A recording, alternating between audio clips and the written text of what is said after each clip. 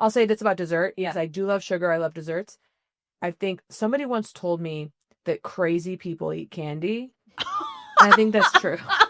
Crazy people eat candy. Okay. I think if people, like adults, Yeah. Oh, yeah, No, yeah, that's yeah, right. yeah, That's correct. For sure. are crazy. Yes. Like hard candies, gummy candy. Like when adults are like sour candy, that's a sign of something. No, amiss. no. Hi, I'm Hannah Albertine, senior editor at Infatuation, and my firstborn child will be named Tiramisu. And I'm Bryan Kim, editorial lead in NYC for Infatuation. My all-time favorite dessert chain is Andy's Frozen Custard, followed by Dairy Queen. And this is Restaurant People,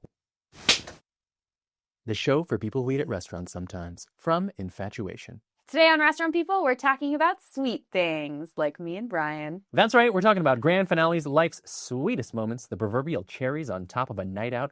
Historically, my least favorite part of a meal. Desserts! We'll also be joined by comedian, actor, podcast host, writer, and our LA Sweets correspondent, Kate Berlant. All that and more on today's episode of Restaurant People. Bryan, I wanted you to try one of my all-time favorite desserts because I don't think we've ever had it together.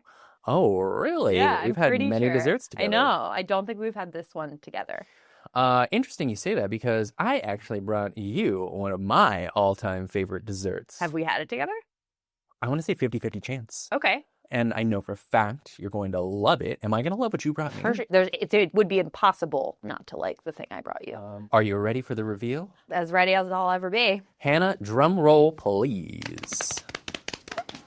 Whoa! Oh. Fudgie the Whale. Wow.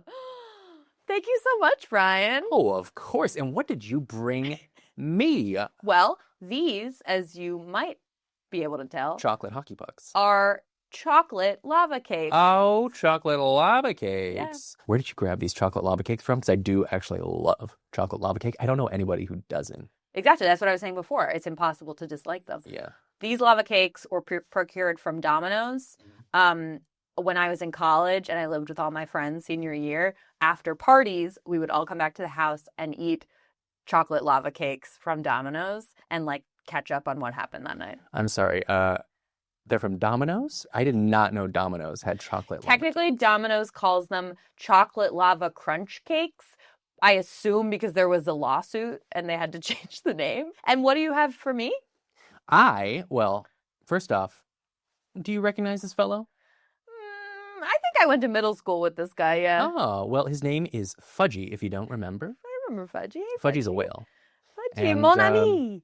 That's why this is called a Fudgie the Whale cake. Fudgie the Whale is a signature cake from Carvel, an East Coast ice cream chain that just a lot of people grew up with. Not me, but I've been living in New York for like almost 2 decades now. You came to Carvel first as an adult? Yeah. Wow. Yeah, so we first Shocking. crossed paths. You and Fudgie. Yeah, as 2 adults. Fudgie is for everyone. Fudgie is for every occasion. Fudgie is impossible to dislike. Fudgie's a whale with a smile on his face. So Fudgie the Whale was invented in 1977 for Father's Day, right? Aww. At Carvel. Okay. And I think they were initially thinking like a fish for dad, because dads historically have enjoyed fishing, right? But not whaling. But then the whale came up, and maybe Tom Carvel was probably just like, hell yeah, a whale. That's it. That's it. That's all we know. And it was a fantastic choice. It wouldn't hit the same if it was a fish. Am I right? Fudgie the salmon? Maybe not. Probably not. So yeah. I would eat Fudgie the salmon. Speak for yourself. Would you like me to tell you about all the elements of the ice cream cake? Yeah. So there's a layer of chocolate ice cream. There's a layer of vanilla ice cream separated by, I want to say they're called crunchies, chocolate crunchies. They're kind of like cookie bits. No, yeah. I don't know right? who developed chocolate crunchies, but they're everywhere. And they're so good. This is good. They're not especially crunchy. No, but you know what's good is the fudge. On top there's fudge, Yeah. which is delicious. And then there is it's called whipped topping. Probably because it's not legally allowed to be called whipped cream. Anybody can make a delicious dessert from quality ingredients. Fudgie the Whale is made from polysorbate 65, polysorbate 80, mono and diglycerides, right? Oh, that's my favorite. And maybe 80. that's why it burns a little when it goes down. Do you think I gave you the eyeball part and I took the tail? Do you prefer dark meat fudgy?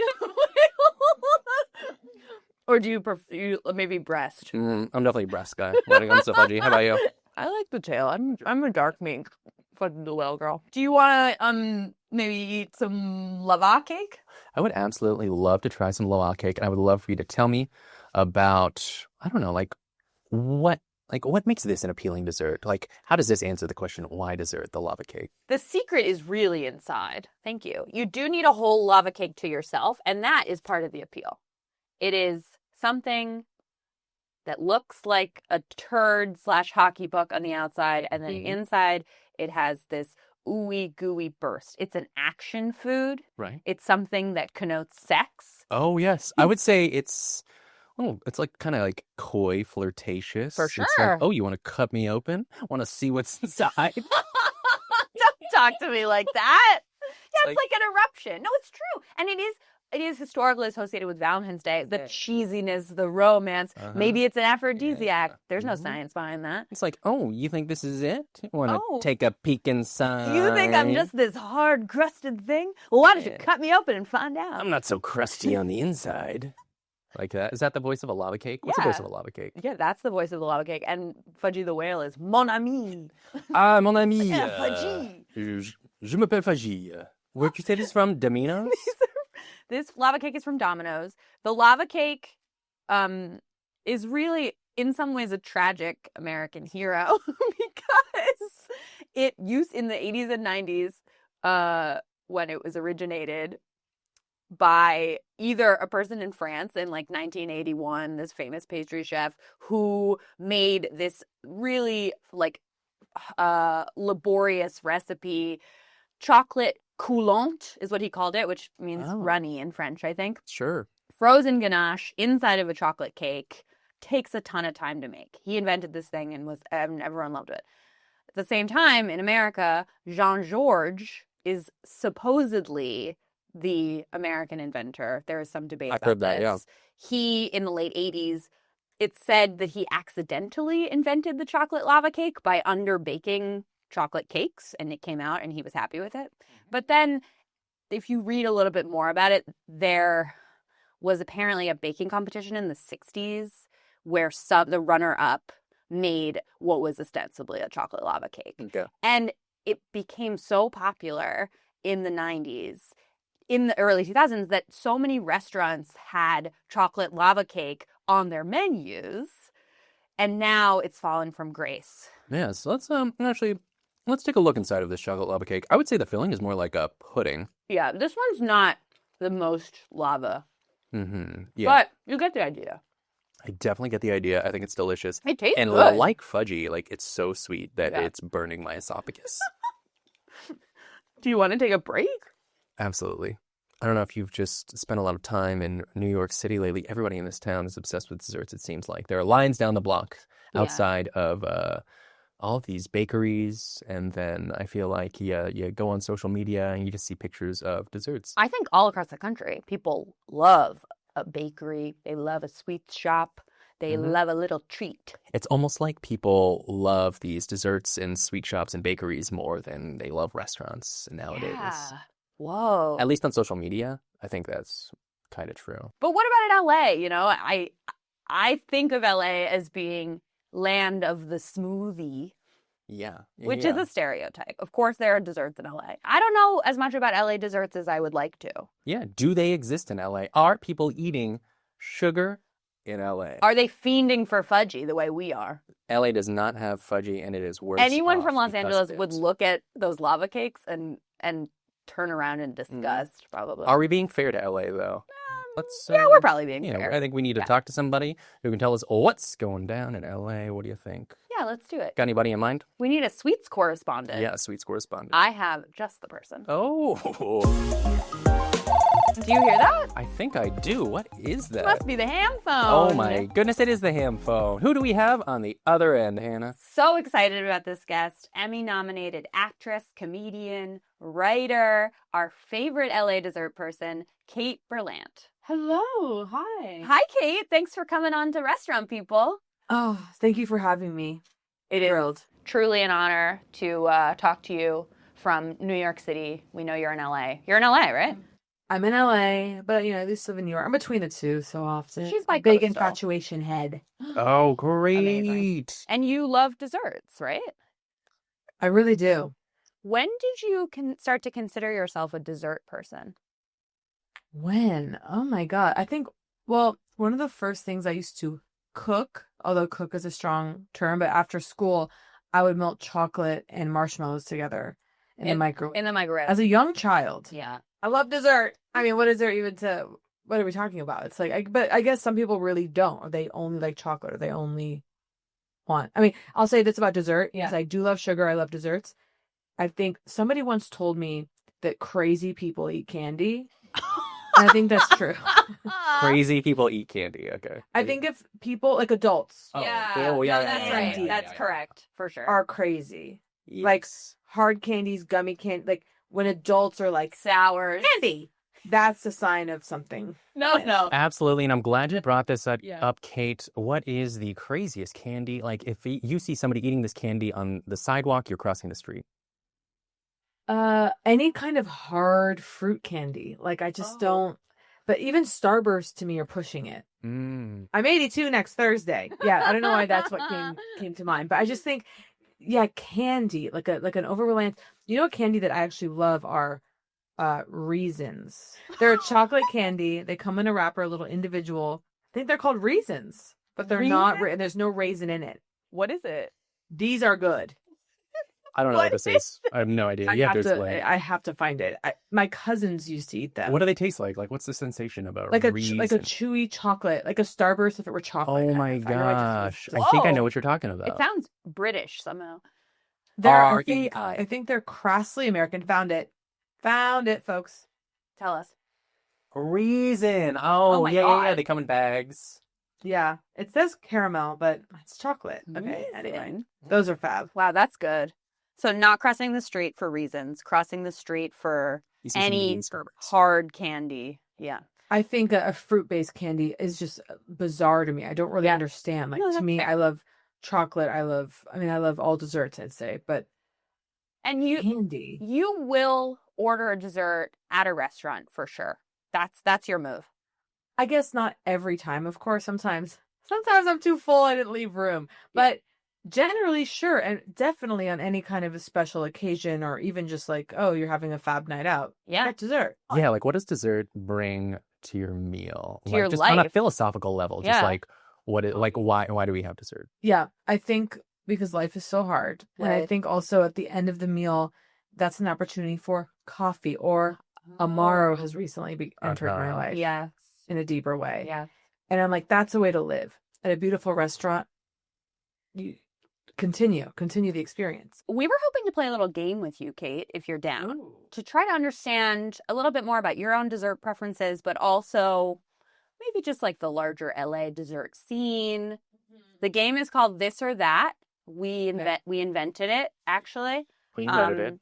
You may see other Dukes online. It was us first. Got it. We're going to give you two options. You're going to choose one. Feel free to Love it. expound on why. Feel free to not, etc. All right, your options. A brownie sundae. Stop right there. That's what I want. But continue. Yeah.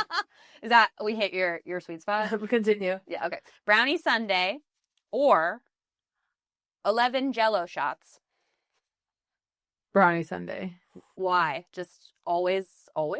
I have a real, just a nostalgic, just the brownie sundae to me is just really, when it's well done, it hits all points. A Jell-O shot, I'll say, that's fun to me when they have that on a bar menu. Yeah. But I ain't paying for that. No, it's something feel like you a should be given. It's just, yeah, it seems, but the brownie sundae is, yeah, you've got the chocolate. I love an ice cream sundae. To me, classic ice cream sundae is one of my favorite things. Can you think of any places in LA or not LA where you're getting the ice cream sundae? So I haven't, everyone goes, oh, the Tower Bar classic ice cream sundae. Sure, they give you the little menu. And by the way, this may have been 6 years ago, and I'm remembering it, so it must have been good. At Little Dom's here in LA, they have a very simple little ice cream sundae in a little silver dish, classic. By the way, I'm fine with just hot fudge. where did I see a shocking? I was in Ojai and I saw a shocking level 9 shock factor, really good looking ice cream sundae at Rory's other place. Okay. Next door to Rory's place. For those of you who are in Ojai culture, I'm starting to entrench myself. And I almost had, it was 11 a.m. I was like, it's 11 a.m. I can't have an ice cream sundae right now. But I was floored by the thickness, the density of the chocolate, and a Luxardo cherry on top. First choice is So brownie sundae, it sounds like the brownie sundae, or we can just call that sundaes in general. Sundaes. It's going to be tough to beat. I'll get a little more specific.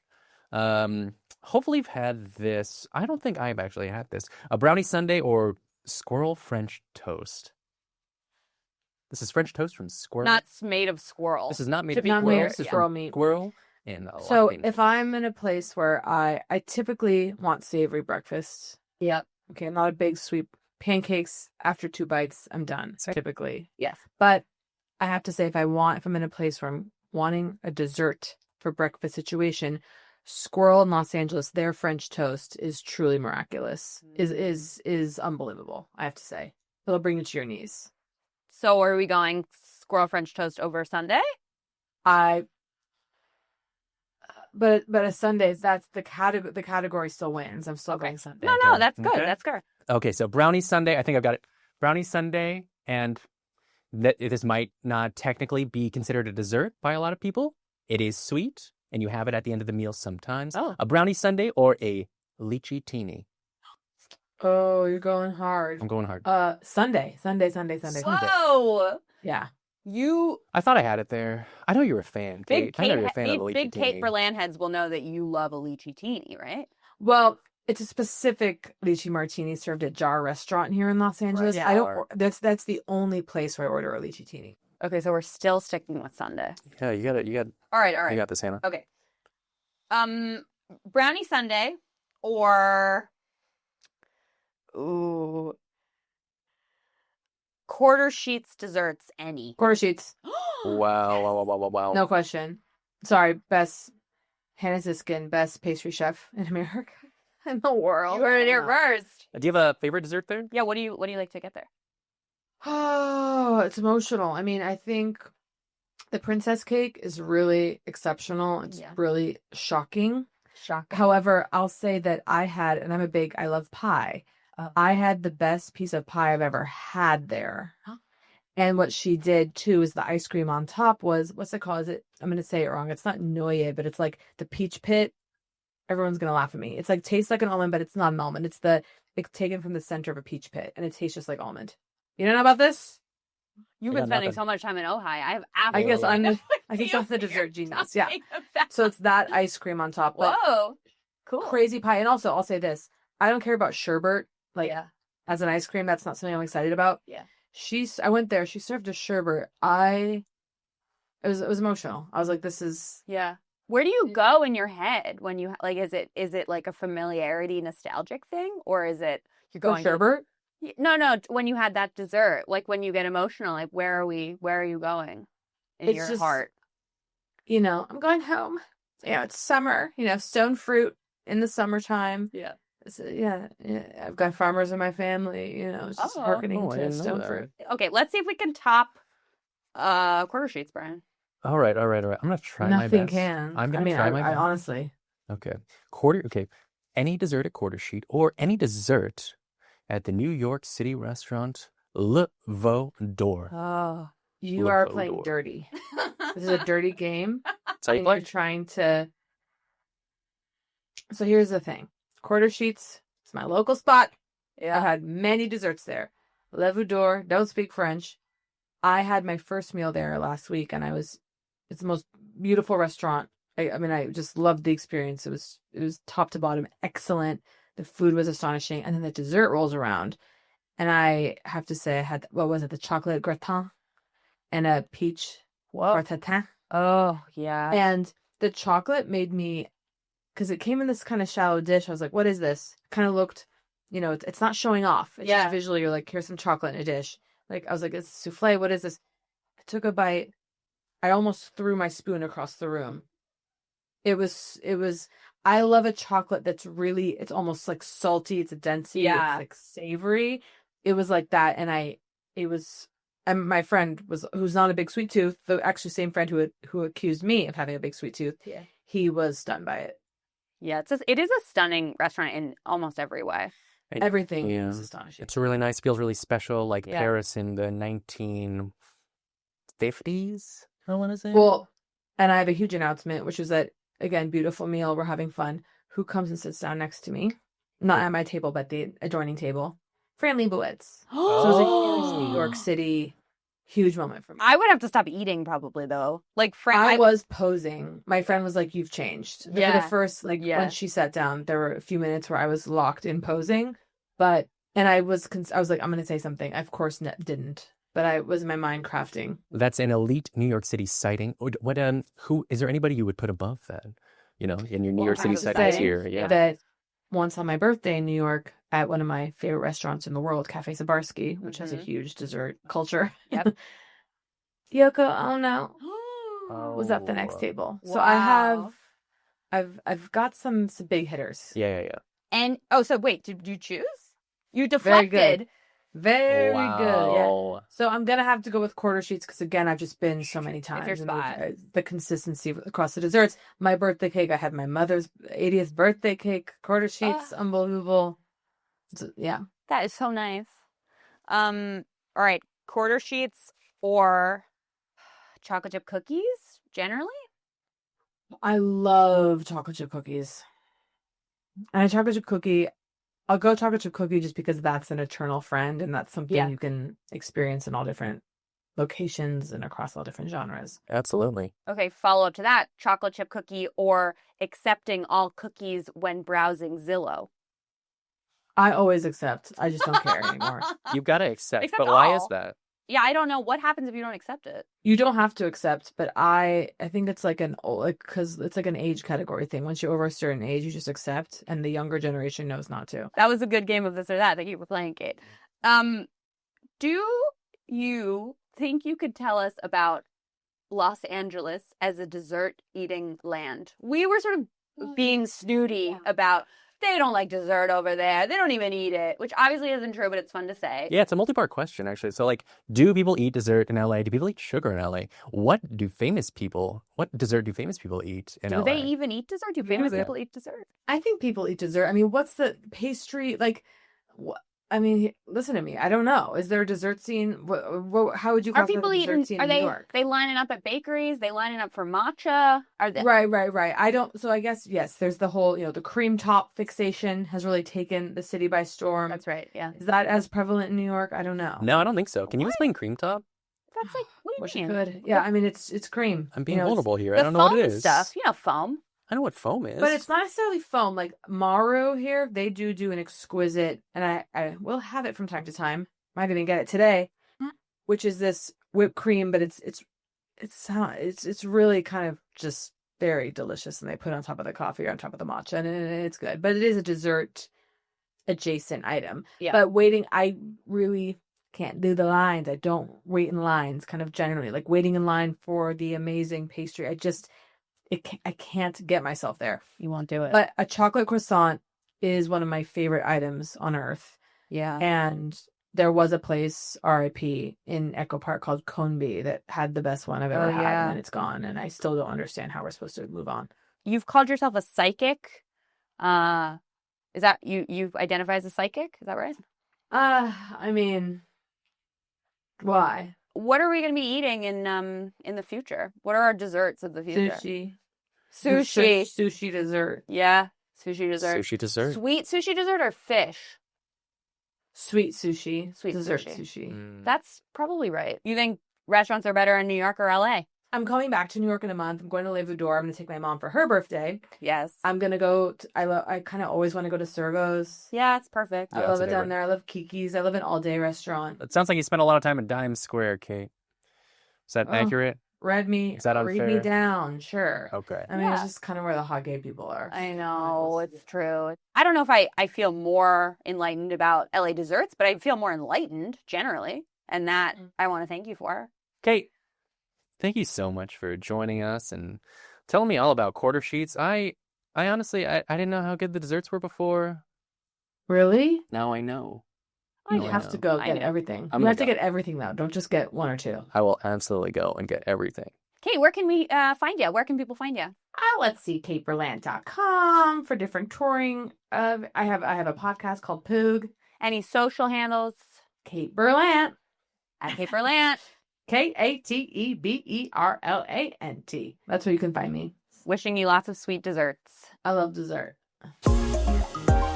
Want to know more about desserts in your city? Check out our reviews and guides on theinfatuation.com, at Infatuation on Instagram, and at The Infatuation on TikTok. Kate, obsessed with quarter sheets. Yes. Obsessed with Laveau d'Or. Yep. Where else? Sqirl. Sqirl. She knows a ton about restaurants. She's out and about, oot and a boot. You know what she is? Do I know who she is? Do you know what she is? Do I know what she is? Uh-huh. Oh, don't say it. Don't say it.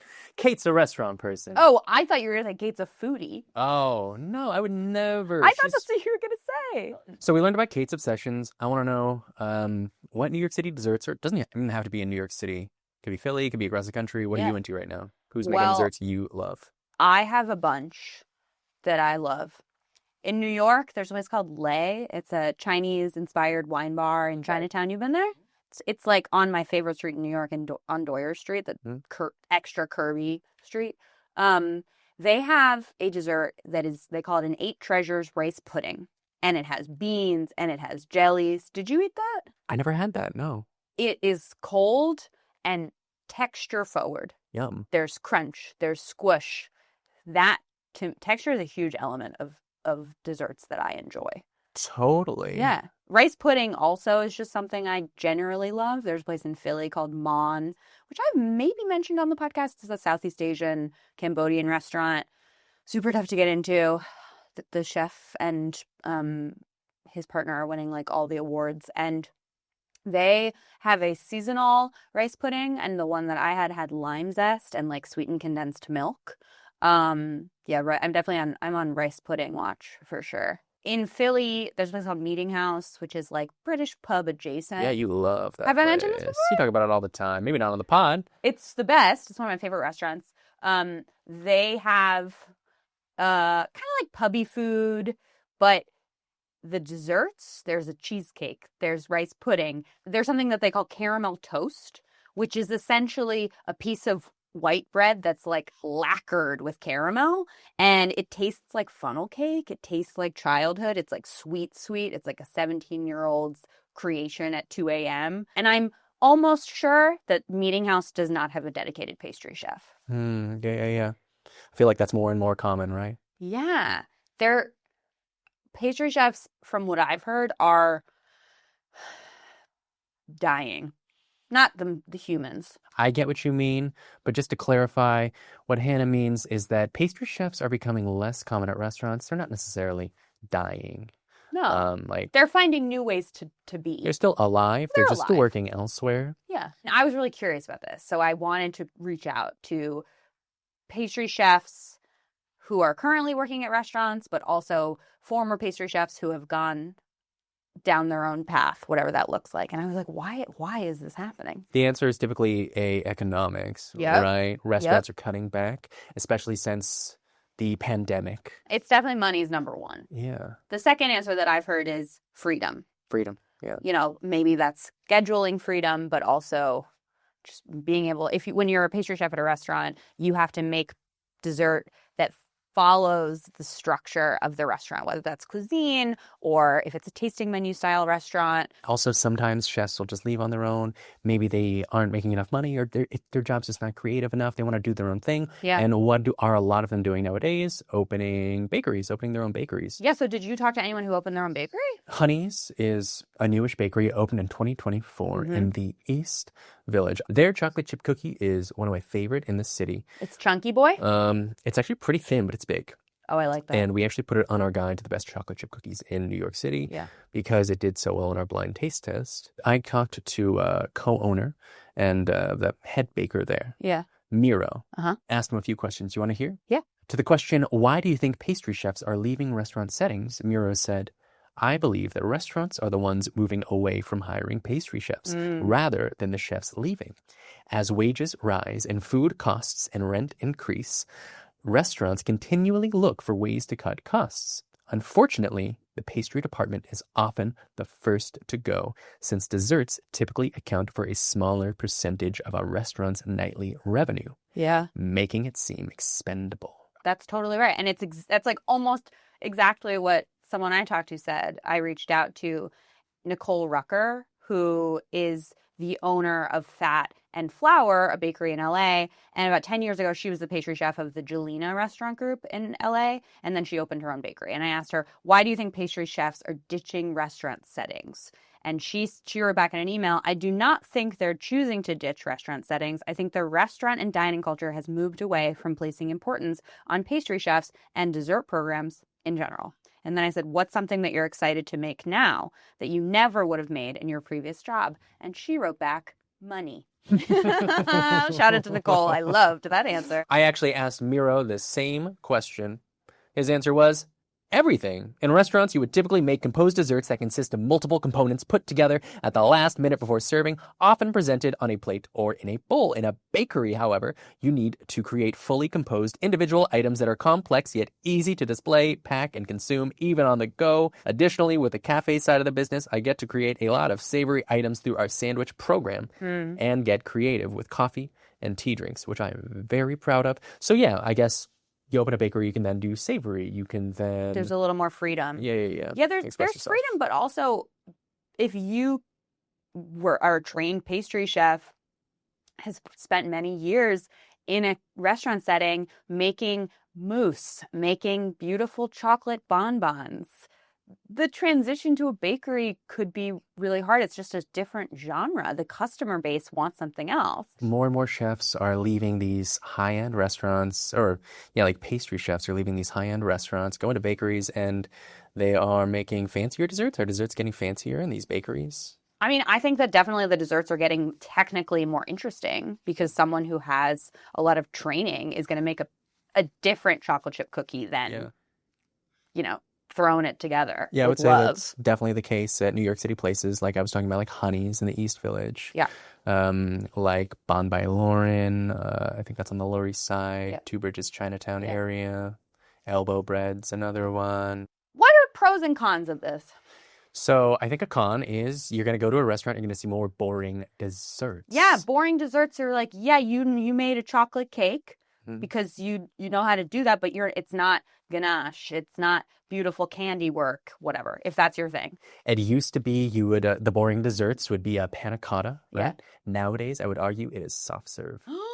You're so right. Mm-hmm. Soft serve is everywhere because you just hook up that sweet machine and you're off to the races. I am technically in favor of that, I think. I'm in favor of doing fewer jobs myself. Yeah, let's do but fewer jobs. Let's all we're of us some do to fewer talk. We're doing jobs. podcasts and also doing other jobs.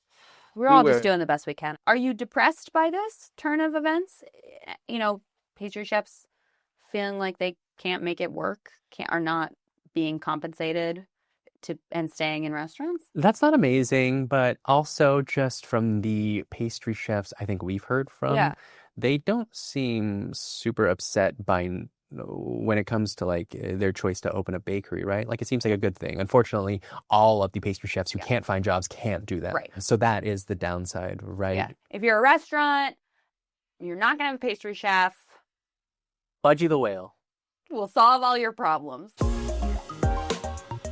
If this episode made you feel like a freaking banana Foster on fire, make sure to follow, like, and subscribe to Restaurant People on YouTube and all of your preferred podcast platforms so you don't miss an episode. I'm Bryan. I'm Hannah. Big thanks to Kate Berlant for joining us. And thank you for tuning in. This was Restaurant People, a show from Infatuation.